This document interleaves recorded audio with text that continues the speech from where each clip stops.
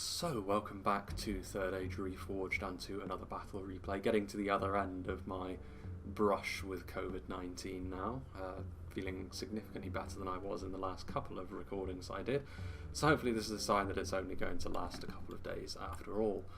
Now, we're going to be making a return to the Longbottom map this time around, the defenders being Dale and Khazad-Dum, and the attackers being a litany of some of the greedier factions that Middle-earth has to offer, perhaps. I don't know.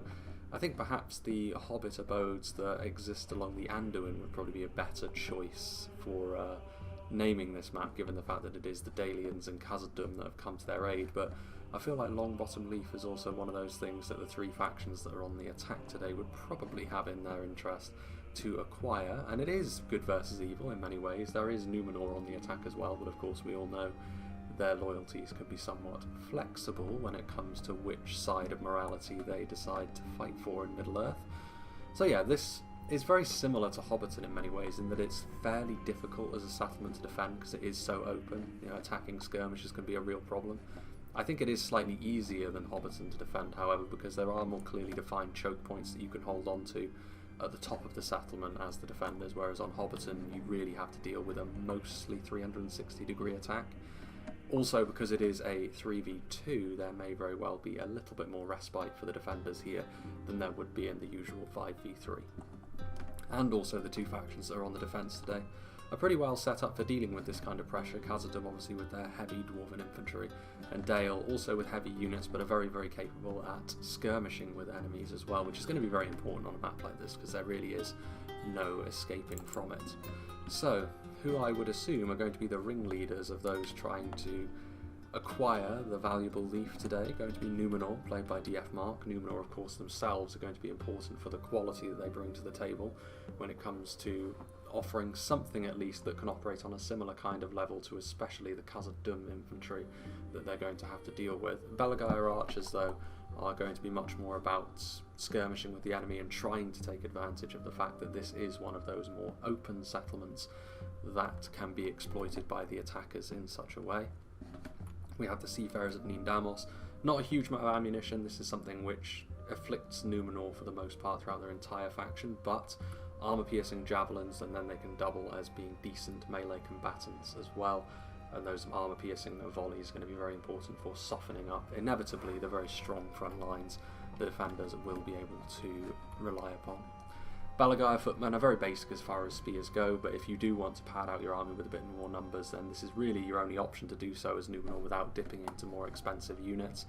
They're nowhere near as damaging as pretty much anything else in the Numenor roster, but not too expensive, decent when it comes to taking damage as well, and when you're on the attack you have to make sacrifices somewhere in your roster, and for Numenor that very often means bringing a few extra footmen here and there just to make sure you have an army of the appropriate size. The Numenorean Shield Guard, on the other hand, are the upper end spears, and they're a very, very different kind of unit. Obviously, they're going to be significantly better in terms of their ability to take and deal damage. Much better armour, but what really sets them apart naturally is the armour piercing they have at their disposal. It means they have all of the defensive attributes that spears often do, combined of course with the anti-cavalry bonuses.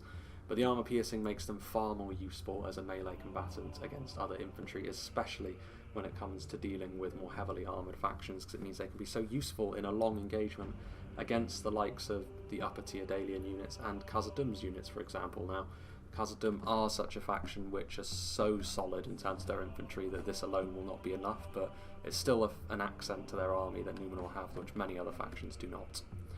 A couple of units of Numenorian cohort back here, they don't have the armour piercing that the spear unit in front of them have, but they do have a higher base attack value than many other heavy swordsmen in the game, line infantry units in the game have, and that does set them apart quite nicely.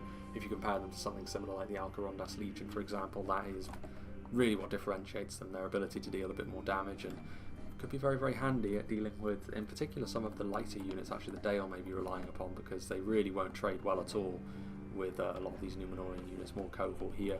One of the two bodyguard units that Numenor have at their disposal is the Royal Legion of Armenelos. Plenty of numbers to this unit as well. They have a similar man count to the Goblin King's bodyguard, but obviously you expect more numbers from the goblins. The fact that Numenor are also able to call upon a unit like this with all of the stats you would expect, given how resplendent they look, Very, very nice unit to have at your disposal.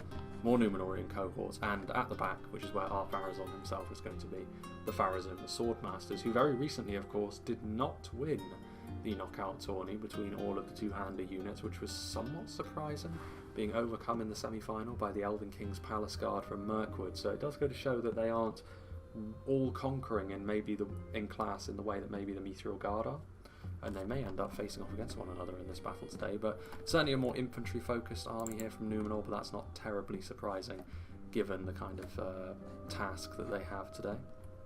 Then we have the Womb Raider, who's the player who sent me the battle replay, so big thank you to him. Playing as Rhun. Rhun, of course, going to be useful in this kind of battle as well for their significantly higher focus on armor piercing than many other human kingdoms have.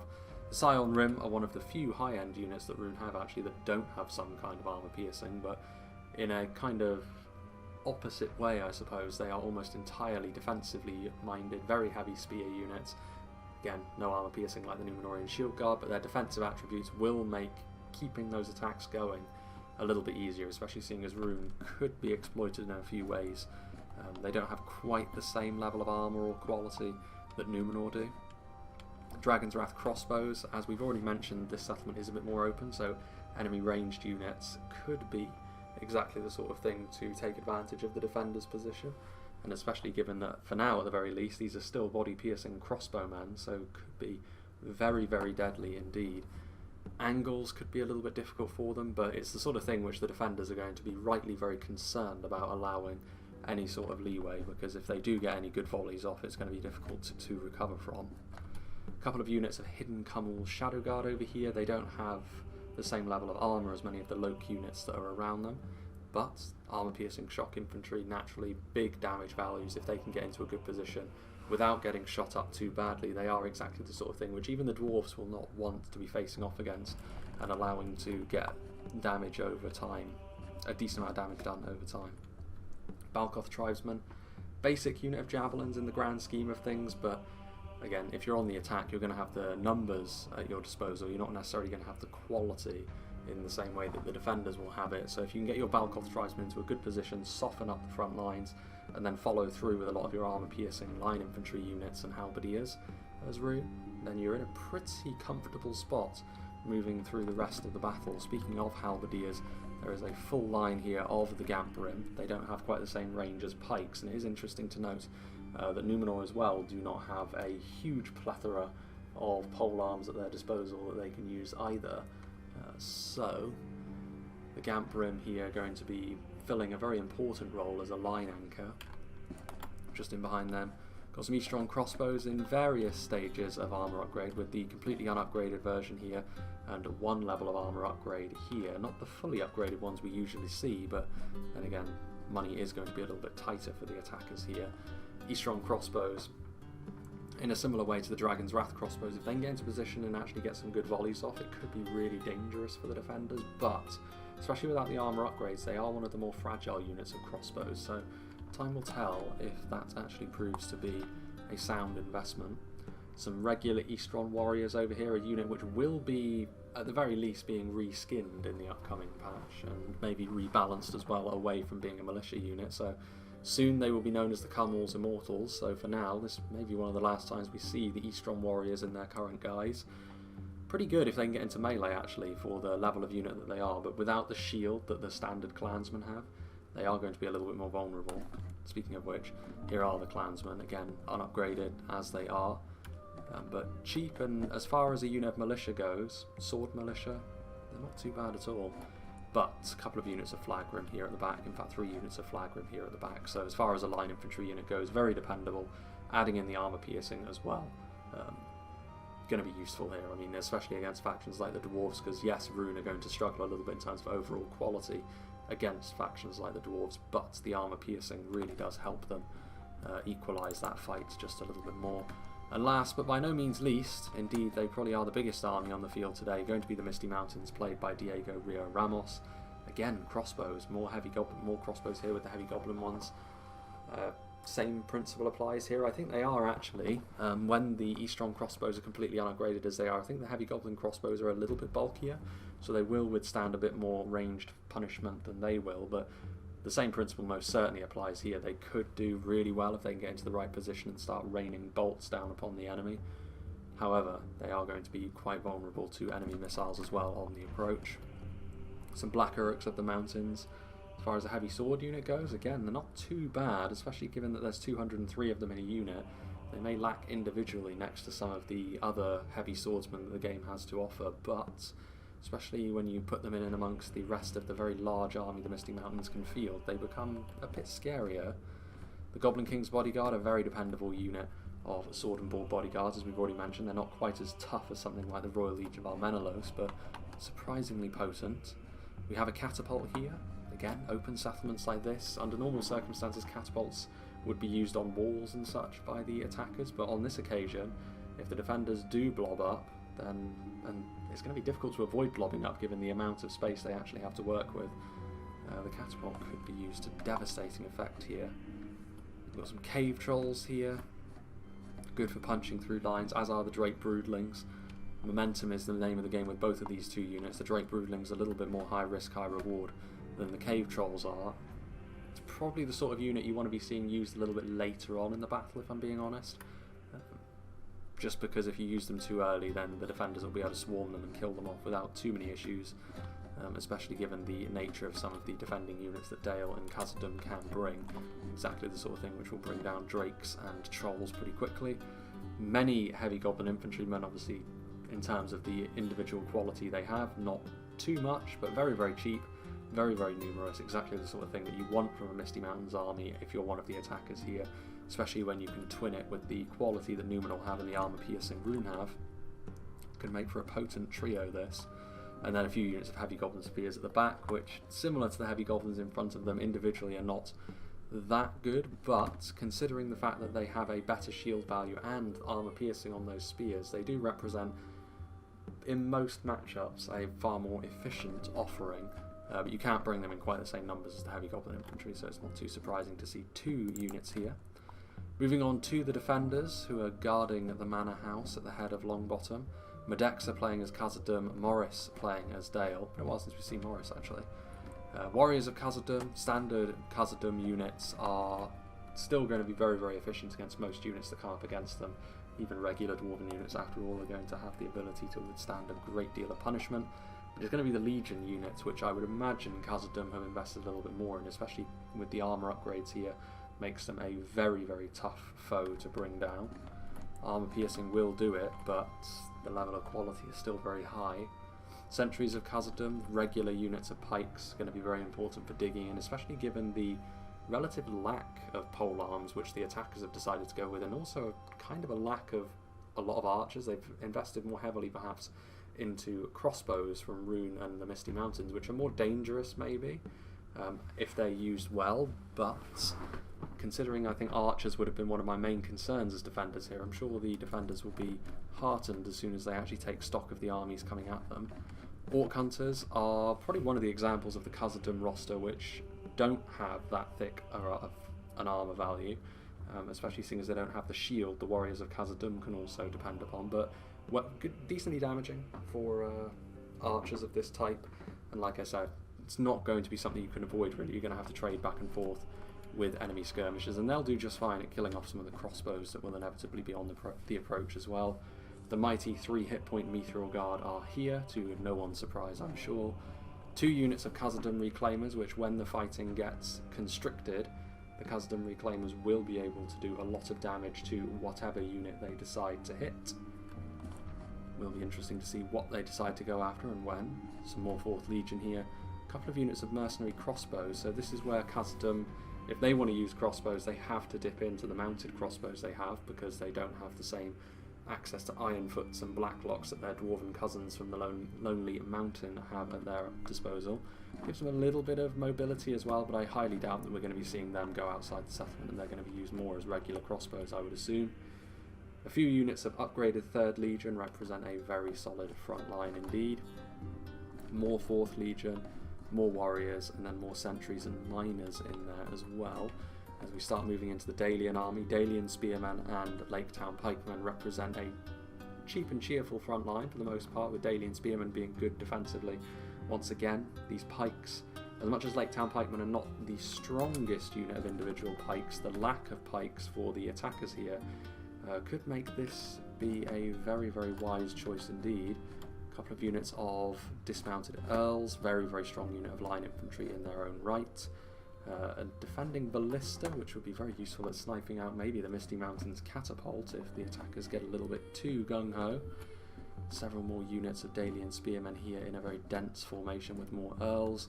Not surprised at all to see the Barding Herd, a very dependable unit of halberdiers indeed, another polearm unit of course. They won't be able to outrange everything that comes their way in the same way that the pikes will, but the Barding Herd still represent a stronger unit of halberdiers than the Gamp Rimar for the attackers, which based on what we saw was the strongest polearm unit the attackers have decided to bring. Barding Herd though, even stronger still, heavy lamellar armour, difficult to wear down. Crossbows will of course do it without too much problem, but we'll have to wait and see how the attackers choose to approach the initial defence here. Nothing too surprising from the defenders, I would imagine, but the attackers are going to have to be a little bit more savvy. It's not going to be a simple matter. Dalian Paladins here, who performed very well in the recent knockout tourney. Part of that, I think, was just how the draw fell. I think they were up against, certainly in the first two rounds, units that they were going to be good against anyway. I was still surprised they were able to get as far as they did. They were really the surprise package here. But perhaps when you look at them and you consider how thick their armour is and how much damage they're inevitably going to do with those great maces, it shouldn't actually be as much of a surprise as maybe I felt it was. Still, big armour piercing damage, exactly the sort of thing which will be good against the high tier Numenorians as well, as we have seen. Bardian Marksman and Dalian Bowman and Dalian Royal Guard all represent archers which are going to be good at skirmishing with the enemy, all on three slightly different tiers at the very least, with Bardian Marksmen having that armour upgrade as they do, as do the Dalian Bowmen, who are a little bit further down the packing order than the Bardian Marksmen, but still do very much the same sort of thing. And then the Bodyguard tier Dalian Royal Guard, of course. And then the final patch of units that we can see anyway, a couple more units of the Bardian Marksmen, and then with their Wind Lancers in hand we have the Blackshot Dragon Slayers. Very, very nasty of course. Potentially exactly the sort of thing which can deal with units that are scary, just like the Dragon's Wrath crossbows and the Pharazim Swordmasters, but we shall have to wait and see. It's going to be a little bit of a cut here because inevitably the attackers are going to spend a little bit of time getting into range of the settlement so they can start figuring out how they want to go about their business. There's not as many units on the field as we would normally see perhaps in one of these siege battles, given that it is a 3v2, so we'll see. It may not be a grindy affair at all. Things may be quite fluid here, given the fact that the attackers need to be aggressive, but they need to get their crossbows into position, I think, to be truly successful. We shall see though. I'll make a cut and we'll rejoin when the battle is getting underway. So I'm actually just going to rejoin now because I don't know exactly when the defenders are going to start loosing their first volleys, given the fact that the attackers are going to attempt to surround the settlement first, which is wise, but it does mean that the battle could start at the drop of a hat. The mercenary crossbowmen getting into position over here, naturally being used as a more defensive entity. And something else to consider as well is when exactly they're going to use the ballista, which is in a slightly exposed position. It is also interesting to note that not all of Rhun's forces are going to be attempting to punch right up the middle here and go for the jugular of this defence, which is maybe a little bit surprising given that there is a little bit more room to be working with here going from the front, whereas the other two choke points are a bit more clearly defined and also more difficult to force your way through, I think. So that's something worth bearing in mind as the attackers start attempting to push their way through all of these defences. Going to be moving forward with some Eastron warriors first of all. It's a little bit surprising because they will be perhaps a more tempting target for some of the defending archers. That lack of a shield could prove to be a bit of a problem for them. They're also not going to be able to easily crack through the armour that both the Dalians and especially the dwarves, of course, are going to be pretty heavily reliant upon. It's possible as well that we may be seeing a bit more of the Misty Mountains army now that they've actually started to move as well. I'd be surprised if we didn't see blackbacks somewhere, purely because they can hide anywhere, but perhaps not. And here we have the first volleys coming from the attackers, interestingly enough. and managing to get a decent hit there right into the centre mass of these Orc Hunters of Khazad-Dum. And considering the slightly lighter archer presence for the attackers, these are the sort of casualties which will actually make a fairly significant difference. So the Khazad-Dum Reclaimers in behind, which would probably be a better target as well, given that they are a bigger threat in melee as well as at range. So far, still just the regular Eastrons moving forward, which won't worry the waiting Dalian infantrymen too much. Still a little bit of time to go before Numenor get into position, but I mean Numenor are in full view, so I would suggest that this is fair game, to be honest, given the fact that it's already going to be a difficult task for the defenders.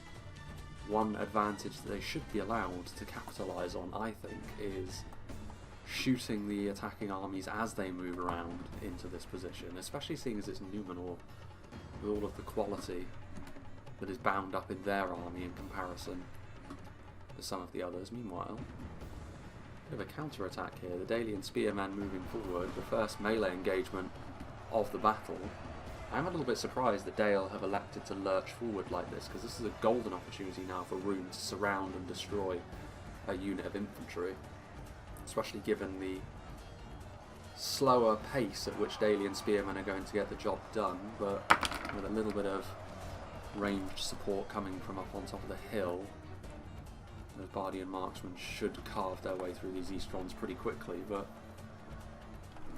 we'll have to wait and see. I mean, Rhun not having their entire army on station for this assault might be something they come to regret. Goblin infantry waiting for the opportunity to move forward as the Orc Hunters of Khazad-Dum starting to loose a few volleys. Again, decently damaging. And not many of the units over here from the Misty Mountains are going to be that resilient to arrow fire, outside of just being so numerous that they can afford to absorb the kills that are inflicted. Numenor still slowly trudging into place, but time might be approaching now for Numenor to start picking up the pace a little bit, considering that the battle is very much underway in other parts of the field, with Scion Rim moving forward. Scion Rim superior to the Dalian spearmen. However, that ranged damage coming in from the Dalians up on top of the hill is going to be adding up. Interestingly, Flag Rim overlapping as well. This is going to be able to get the attention there of the Dalian spearmen, firing directly down in with a ballista as well.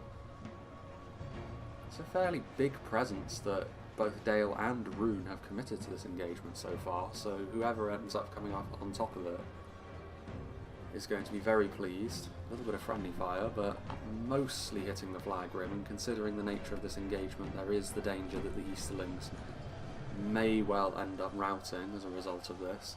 But Dale pushing forward also puts them fully in range of attacking skirmishers as well, and considering that it's javelins and crossbowmen, you can see how quickly the Dalian spearmen are falling. So this is an engagement certainly defined so far by how much damage the various ranged units are able to get done. Neither side is going to be looking too healthy when all is said and done here. But can Rhun afford to continue to commit units forward? I mean, they're going to try. Meanwhile, here on the back end of the settlement, Numenor starting to climb the hill to the estate at the top. But the dwarves are waiting for them, and this is a well-prepared front line, even if they do lose tabs on it temporarily. You can see here Orc Hunters of Khazad-Dum shooting down into the Eastron crossbowmen, and now turning around, ready to meet the advance along this road from, again, Rhun and the Misty Mountains joint force. Not too surprising to see them going after the crossbows, though. One level of armour upgrade isn't really going to be enough to absorb too much. Balkoth tribesmen taking some hits as well.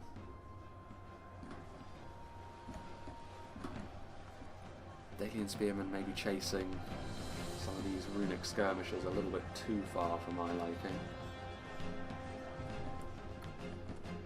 further down the hill, still clansmen that have returned. I mean, there's not... We do have reinforcements they can commit forward, but this is certainly not a bottomless pit of manpower that the Easterlings are working with here. The sooner that the attacks truly get underway and the other two choke points, the more confident I would be that this is eventually going to yield some sort of result for the attackers, but as it stands, it's turning into a fairly costly affair for both sides, but Dale have only truly lost spearmen as it stands, whereas Rhun, the Scion Rim are better spears, and also the Flag Rim represent one of the better damage dealing vectors the attackers have, so they can't afford to be too gung-ho with them, I don't think. Well, Numenor are moving forward, mercenary crossbowmen are in a decent position there, as are the Khazad-Dum reclaimers. Dwarven miners taking some hits from the Numenor archers, looping their shots quite a lot. Meanwhile, right from the other side, the catapult banking their shots, a few grazing hits on some of the Daedalian units that are waiting. Combination of the higher and lower tier spears that Numenor have, of course that armor piercing going to be so useful against any dwarven units, but so far the only unit they're having to face off against are the miners. Nothing too worrying there, more Balagaya footmen on the way forward, some of them shaken already. The seafarers represent a good way of dealing damage also. They're going after the crossbows, interestingly enough. I mean, the crossbows are firing away. They pack a real punch, actually, the mounted crossbowmen. They're very vulnerable to enemy ranged fire, so the javelins will kill them off fairly easily if they do manage to hit, but that's not good for Numenor. Rare that you'll see Numenor rout in such a fashion, but those crossbows able to do enough damage quickly enough. The Daedalian spearmen once again being the aggressors, pushing down the hill, but Seafarers of Danos going to pull back. Most of those units should return from routing, especially the Numenorian Shield Guard. Meanwhile, looks like we're just about to see the melee engagement over here get underway with some heavy goblin infantry leading the way. They're not likely to make much of an impression on a dwarf-led front line, but we'll see. Plenty of reinforcements as well. I mean, there's nowhere really for the defenders to retreat to in a situation like this. Meanwhile, over here still by far and away the most contested front line on the field so far. Scion Rim, not many of them remain, but Dale's presence on the front line looking a little bit thinner now. Some out of ammunition Bardian marksmen who have already been quite effective against Rhun over here. They can chip in melee, but when they're going up against the armor piercing infantry of Rhun, they will likely struggle. What have we there? Is that the Iron Watch? Didn't realise the Iron Watch were here. That's the only unit that's capable of such a thing. I mean, they are a devastating force, but they managed to hit quite a few of their own men as well. But Rhun were the ones to rout. Dale managed to hold their nerve, so they'll be reasonably happy with that. I can't help but notice that the lamellar pattern also is a part of the Bardian marksman's cloaks when they have their armour upgraded. Can't imagine that would be a particularly comfortable thing to wear. This is a little bit more like it from the Misty Mountains, now colliding with the Dwarven front line. Those snow trolls are going to be pretty good at dealing damage, but the Dwarven infantry will be able to hold, especially if the snow trolls are more interested in going after the skirmishers in behind. The combination of black orcs and heavy goblin infantry will be left to try and do the business against the Dwarven infantrymen. Further down the hill, goblin infantry. Goblin spears ready to make their moves as well. I mean, these orc hunters are not going to do too well under the close attentions of these snow trolls. The Khazad-Dum reclaimers, on the other hand, will be far more capable of defending themselves with those big two-handed axes. Some good initial hits. One hit was friendly fire for the attackers, but as long as their goblins don't rout in the face of that, they'll be willing to accept those losses if they can score some decent hits on the Dwarven defenders, so they'll be just fine with that.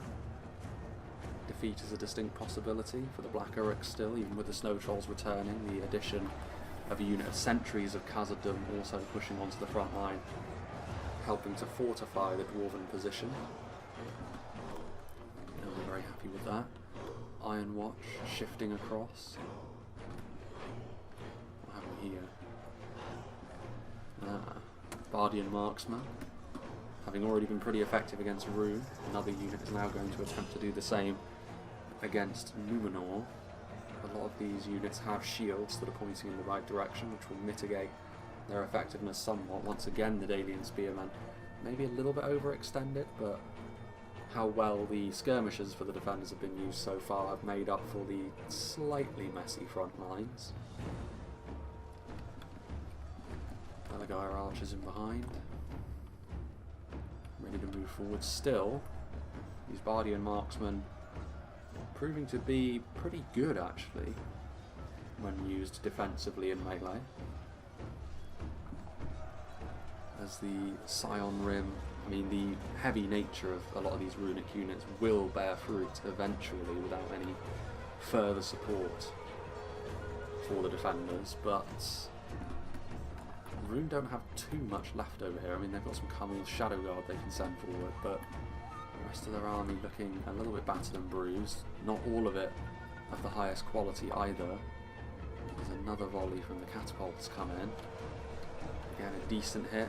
Could have been more effective, but the attackers won't be complaining too much that the dwarves seem to be struggling a little bit actually to hold back the Goblin Tide. It's a unit of 3rd Legion coming in to try and block the further advance of what was initially some heavy Goblin Spears, and now some regular Goblin Infantry are also starting to pour through as well. Not the highest quality units, but the fact that the situation seems to be deteriorating for the dwarves over here is a little bit concerning. If the Goblin Infantry can hold their nerve just a little bit longer, they will get in the way of the Merc Crossbows and the Orc Hunters themselves, so ceasing the Dwarven range units from firing. Well, the Iron Watch are firing in now, which is a concern. The Iron Watch projectiles do tend to cause a lot of havoc in the morale of your units, and the Misty Mountains are uniquely vulnerable there. But also a little bit of friendly fire, which can the defenders really afford, that sort of thing? Not many Snow Trolls remaining. Well, I say that, there's a fair few, but a lot of them are bloodied. Surely the damage that the Dwarven Infantry is going to be chucking their way is going to start yielding results. Interesting that the Trolls go flying as well when they get hit directly by a projectile from the Iron Watch. Forward come the Drake Broodlings. I mean, this is a good opportunity for the Misty Mountains now to try and take advantage of the fact that the Dwarven line is looking a little bit battered and bruised. A lot of those goblins getting back up after the Drake Broodlings barreled through them. What are they going to go after? Are they going to try and find the Iron Watch? I mean, there they are. They're going to charge into the backs of that front line. It's pretty messy over there, and a messy engagement tends to favour the more numerous attackers. Meanwhile, there's a Miners pushing forward to help the Dalian Spearmen. Not a great deal of movement from Numenor over here, you have to say. But having had their noses bloodied so thoroughly early on, maybe that's not too surprising. A nice position here for the Ballista. How much more of this punishment can Rhun take? Considering it wasn't their full army, I don't know how much longer they're going to be able to stoke the flames of this front line. Trudging down the hill now with a Barding herd to reinforce the position as well for Dale. A little further back, tribesmen still in support. Clearly trying to save the Shadow Guard for later, because the Shadow Guard would be an obvious target for any archers that still remain. Barding herd. Going to make it difficult, however. Wrapping around the lines with armour piercing may be the way forward. Trying to get in position with their javelins and crossbows as well, but still the Dalian archers making life far more difficult for them than it would otherwise be. More runic units coming back across, which begs the question why Rhun were over here helping to prop up the Misty Mountains as well, although having said that, it does look as though the Misty Mountains attack has fallen apart, and they'll have to start again from their beginnings. Khazad-Dum victorious. It cost them, but they will be pretty pleased with that. Hitting the units, but the amount of kills they're actually getting with the artillery, I don't know whether it's adding up to be completely worthwhile. Meanwhile, Dwarven units on the way. Mercenary crossmen, are they out of ammunition? Just charging in. Dwarven pikes are also being added, some more sentries to try and help prop up this front line. Numenor still have a fair amount of reinforcements as well, Numenorian cohorts. The lack of pole arms, is that going to prove to be a problem for the attackers as the battle wears on?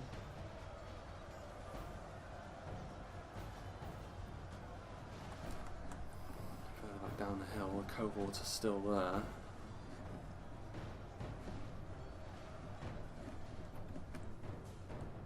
Dalian bowmen. Out of ammunition, perhaps. They've still got their shields on their back, so still a bit more in terms of ammunition. The Dragon's Wrath crossbowmen are now moving forward. I mean, based on the amount of dead Dalian bodies there are over here, I can only assume that the Dragon's Wrath crossbowmen have been used effectively. They do damage so quickly that you can miss their most key moments, but considering the fact that there were not Earls on the front line when last we looked, and now there are a heavily depleted unit of Earls, I think we can infer what happened, and now also the Gamp Brim with an opportunity to be effective on the front line for Rhun. Still though, that Ballista making this a pretty painful experience for the Easterlings so far. Alkoth tribesmen.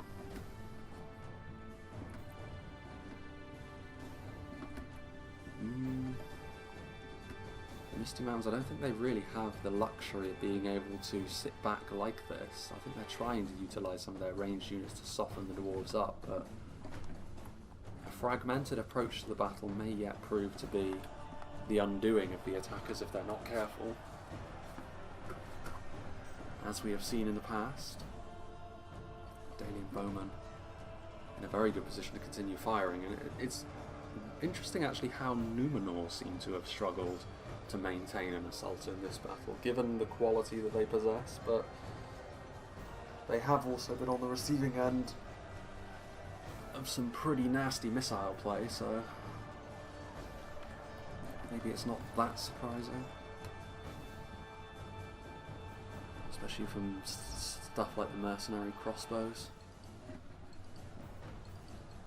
Numenorian cohort on the way forwards. Still have reinforcements, including the strongest units in the Numenor roster, but that will only be really effective if they start to gain some momentum and start pushing the defenders back through the settlement. Having softened the enemy up a little bit, the Misty Mountains are going for another bite of the cherry. The cave trolls this time leading the way. Again, Dwarven infantry is going to be able to deal damage quickly enough to slightly more fragile trolls like these. Are they already running? No. Well, some of them are. The fragility, the mental fragility of the heavy goblin infantry on full display in this battle. Ooh, and Meteor Guard as well. That's going to be a tough one. Plenty of Black Uruks moving forward as well, though there are the Blackback Mountain Berserkers. They're the sort of unit which will do some decent damage actually to the Meteor Guard. But the fires of this assault have been reignited. Yeah, the Iron Watch. Another devastating volley. This is the sort of thing which the Misty Mountains were maybe hoping to avoid, but there's not really much you can do about this because they're always going to be used effectively. Rather like Rangers for the defenders, you know that they're going to savage you at some point in the battle. The best you can do is really just try and mitigate how effective they can really be. Forward come the Carmel's Shadow Guard now, so one of the last rolls of the dice for Rhun at least on this front line over here, with Bardian Marksman once again being the unit called upon to try and hold back the runic forces over here. Still the Gamp Brim doing a good job. with the crossbows of the Eastlings already having whittled down the defending halberdiers from Dale, this has allowed Rhun to gain the upper hand here.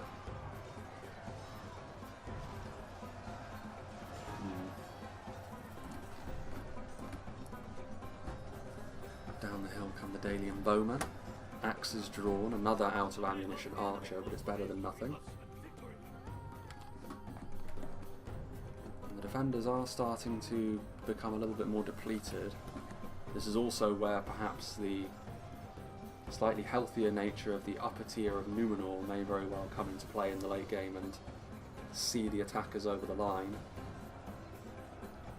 as the rains start to fall. Seafarers of Lindamos, they still have a bit of ammunition. The Drake Broodlings, who are routing but have been in behind enemy lines more than once at this point, so they've certainly been an annoyance, which has paid off for the Misty Mountains, I think. As much as the Misty Mountains infantry force has really taken an awful lot of damage at the hands of the Dwarven defences over here. A routing unit? No, the Bardian Marksman just coming over here to give the Dwarves a helping hand.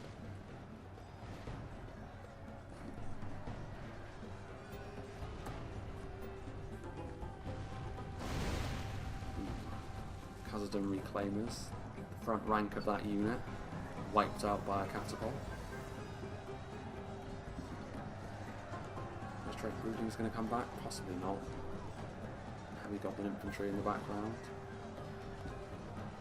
Some sort of projectile hitting them. And with the black backs on the front line, the Iron Watch maybe now getting into melee as well. They represent a multiple HP unit, which is, I mean, their stats in melee aren't brilliant, but they're still 2 hit points and a solid brick of armour, so they can certainly stand in the way of any further Misty Mountains progress alongside their fellow defenders. Meanwhile, ballista shooting down, gaps are now being found, Shadow Guard with a clear run up the hill, and this front line looking thin on the ground. I mean, there's not much of Rhun left, but they are going to be able to outlast Dale here, which is a pretty telling result. Centuries of Khazad-Dum and Earls of Dale able to constrict the Numenorians here, who have now committed forward the Royal Legion. They've taken an awful lot of damage though, so you can see there some throwing axes coming in, so yeah, that'll be why they've taken so much damage. The Khazad-Dum Reclaimers with a very nice angle for them to go after.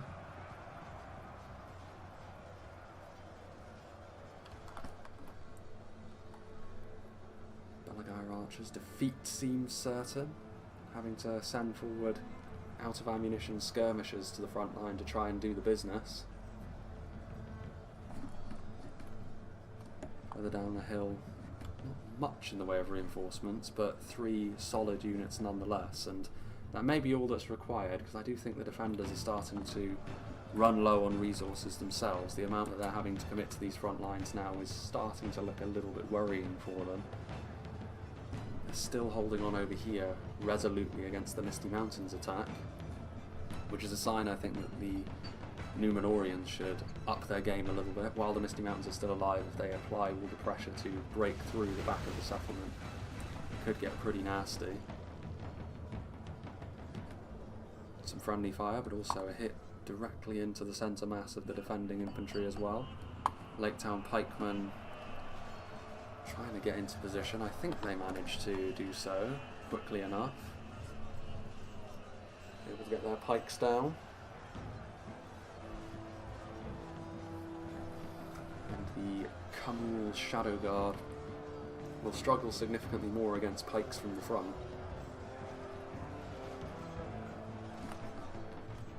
Over yonder, Rhun, we've got a free run at trying to occupy much of this part of the settlement now, and so much of the defending infantry is now engaged. I think we are going to see situations where front lines get hit from the rear for the defenders, and that's probably going to start a cascade failure in their hopes of winning this battle, but we shall see. Dalian Paladins on the front line over here, going to be try and use their great maces to crack through the Numenorian plate armour. Excuse me. The last of the reinforcements steadily being committed.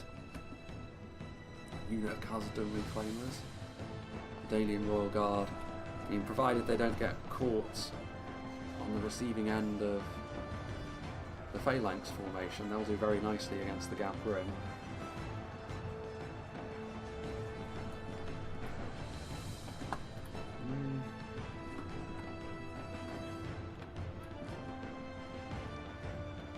Banking their shots there, the catapults.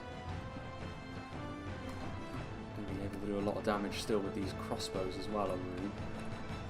And the Lake Town pikemen, it says they're struggling. I mean, the ballista crew is also getting involved in melee as well to offer a little bit more support. Without any sort of normal infantry unit to help block them off, however, the Shadow Guard will be able to find gaps in the pikemen's formation, which will exploit their very low stats, ultimately. Might be a different story if it were the 1st Legion, but it is not. Still, the Misty Mountains do look as though they're going to be defeated over here, but they're going to have done enough damage and taken up enough of the time with the Dwarven infantry units over here that I think the battle will have gone pretty heavily in favour of the attackers elsewhere. Goblin King's bodyguard, who are fully healthy, now also being committed to the fight. That's the sort of unit that having in the back pocket for the end game is also going to give the attackers confidence that they have gone about this in the right way. Numenor are still being held at bay by primarily a Dalian-led defence now. Blackshot Dragon Slayers pulling out their Guts Greatswords. Maybe as time goes on here, the quality of the Numenor infantry will start to tell, but for the time being, nothing too concerning. A couple of Drake Broodlings doing their thing. 4 Merc crossbows.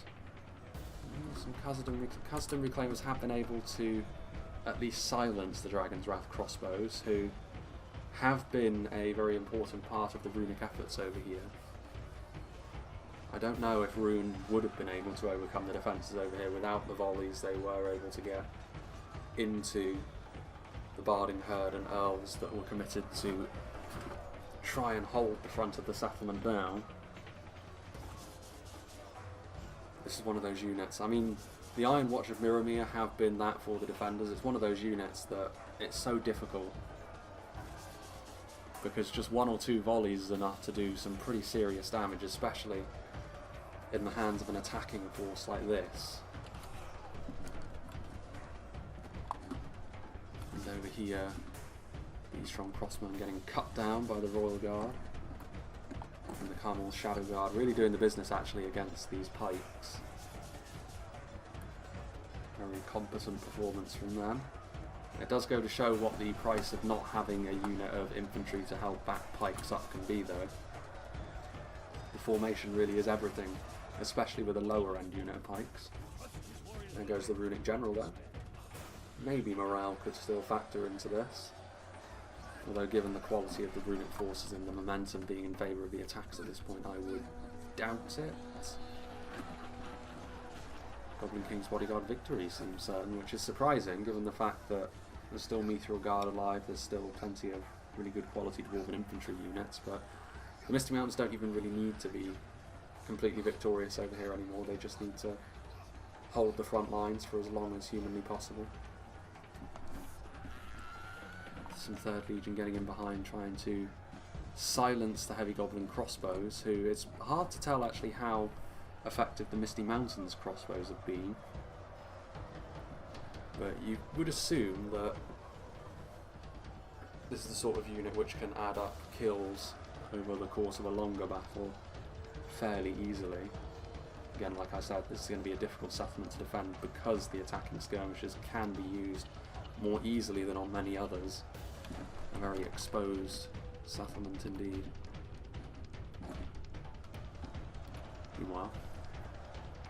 Numenor slowly but surely gaining the upper hand in this engagement over here. The Dragon Slayers doing their best. I don't think Numenor have got anything else at their disposal. I mean, it is a close battle. If the defenders were to reveal they actually still had a volley or two from the Iron Watch, or some sort of strong supporting unit, it wouldn't be beyond the realms of possibility for them to turn this around from here, but I don't think they do. I think they've had to use a lot of their resources earlier in the fight, and now they find themselves drained of such. Strong crossbows pulling the Merc crossbows off their mounts and slaughtering them. Most unfortunate for them. Yeah, it looks as though, yeah, the Dragon's Wrath crossbow is able to be victorious against the Khazad-Dum reclaimers. What are they doing here, the Shadow Guard? Just one last push would be enough to rout these Lake Town pikemen at this point.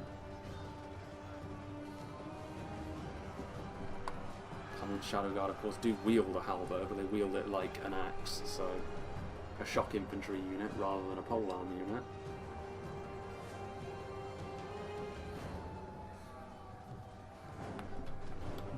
And there they go, they rout. So Rhun, they don't have much left after their victory over here, but it's better than nothing.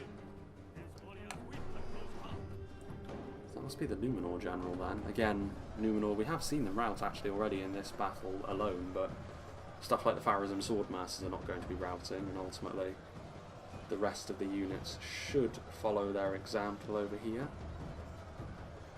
I have to say, in spite of the fact they've been fighting on the back foot for most of the final phases of this battle, the defenders have still put on a pretty good effort. The Misty Mountains general falls. They're quite fortunate, I suppose, in a way, that the Misty Mountains are not central to their efforts any longer, because otherwise they could be finding themselves in pretty hot water. So yeah, the Goblin King's Bodyguard will ultimately, I say that, 14 Mithril Guard, 50, yeah, the Goblin King's Bodyguard should fall, but this is all that really remains of the Dwarven Defenders over here, which is not going to be enough to turn things around over there. The catapult crew coming in, any kills they can get will just be a nice bonus.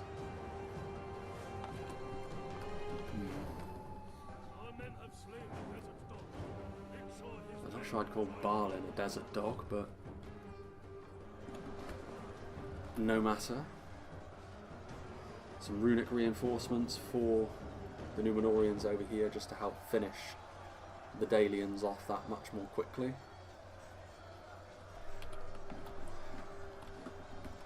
I don't know, I mean, are the dwarves going to be victorious over here? 3rd Legion are routing.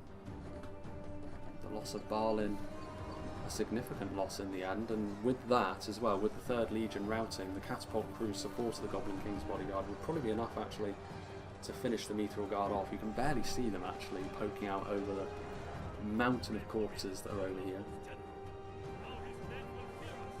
And the Dalian general falls, so that's everyone's general now gone. Everyone fighting on even footing with a morale malus. Black shots wavering, not a locked morale unit.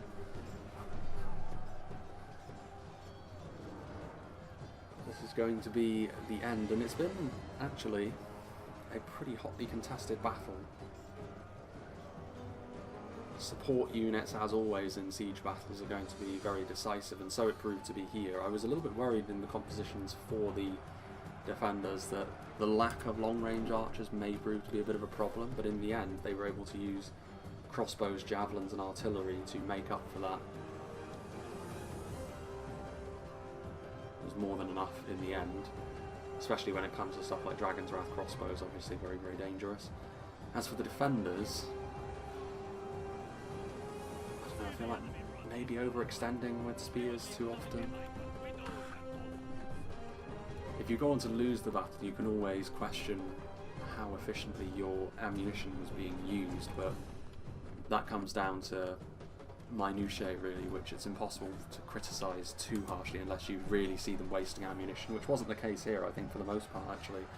the artillery and the archers were being used on the right sort of targets from the defenders. So hard to say, but I do think that the attackers were the victors of this battle in the end. The Longbottom Leaf will be theirs,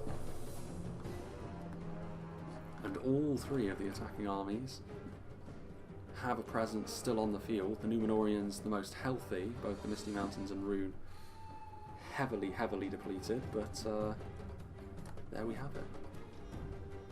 Longbottom has fallen.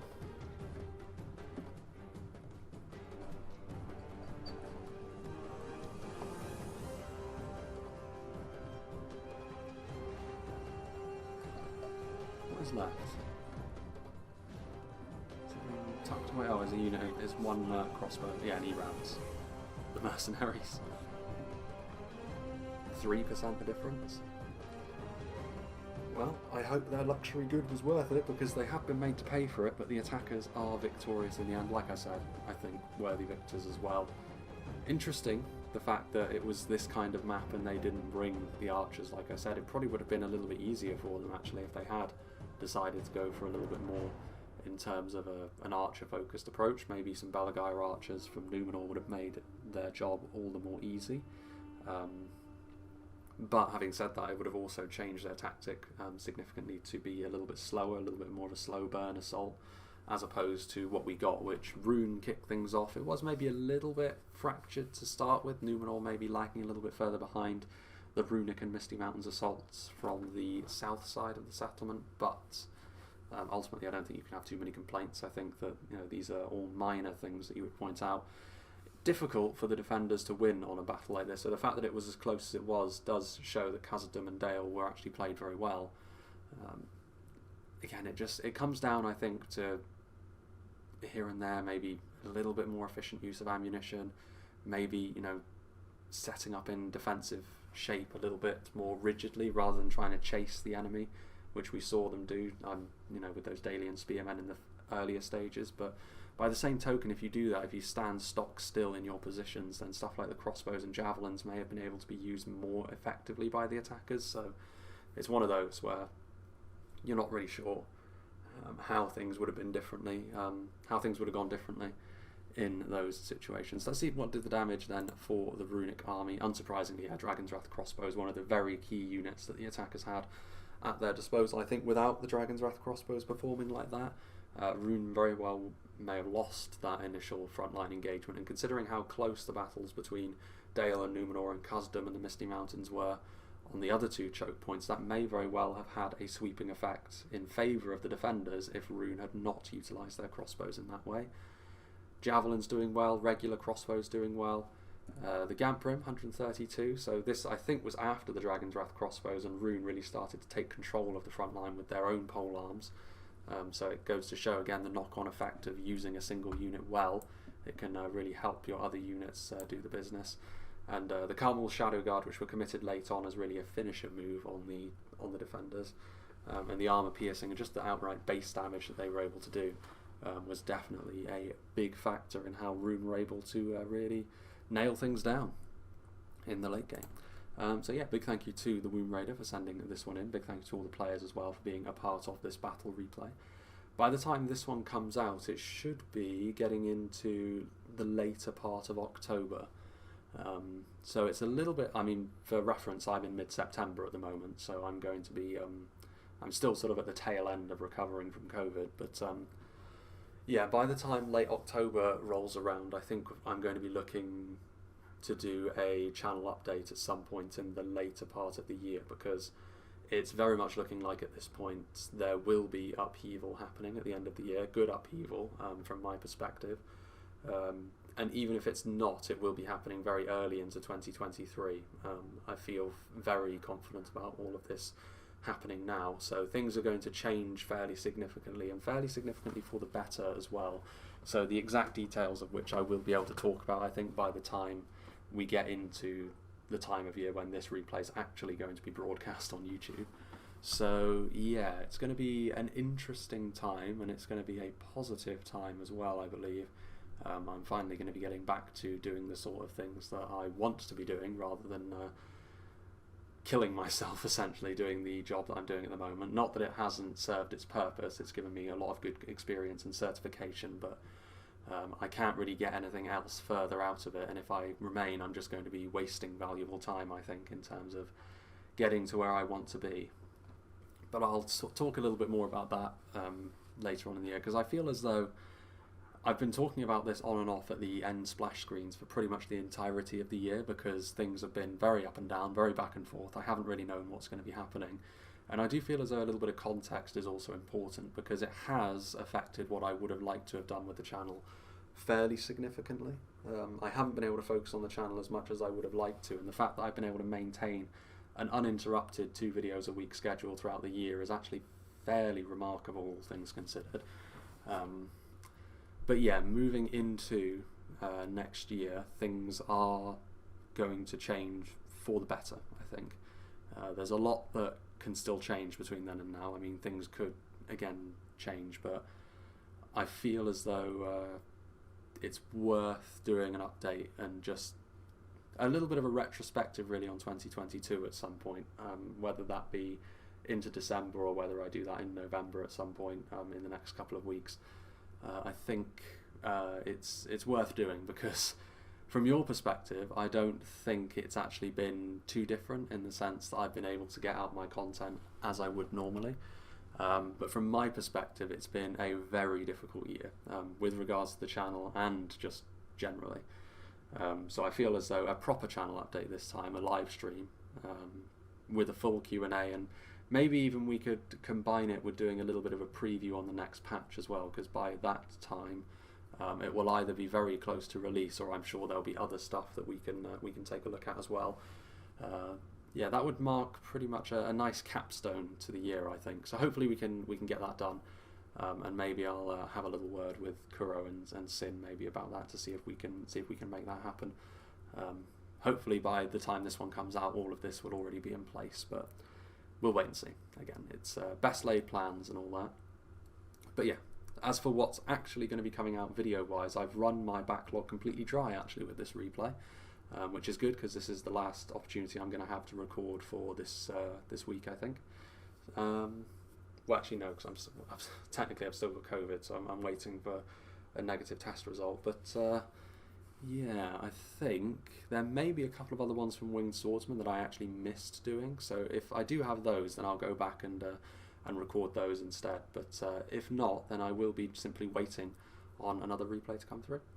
So yeah, big thank you to the Wound Raider and all the players once again. Thank you for listening to me ramble. If for those of you that have decided to remain for the end game splash screen, I hope you enjoyed this, and I hope you'll join me for whatever is next.